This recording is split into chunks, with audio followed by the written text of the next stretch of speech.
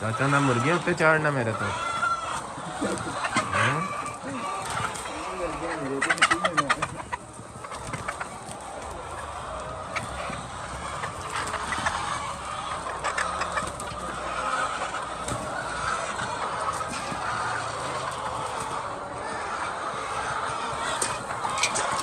ਇੱਕ ਬੰਦਾ ਮੈਨੂੰ ਪੁੱਛਦਾ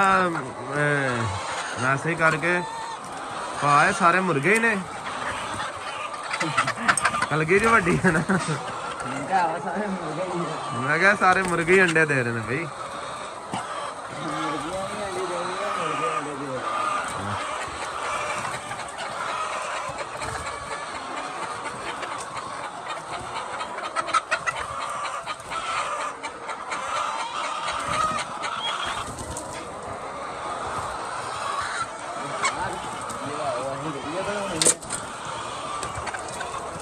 ਨਾਲ ਬਸ ਆਪੇ ਹੋ ਜਾਂਦੇ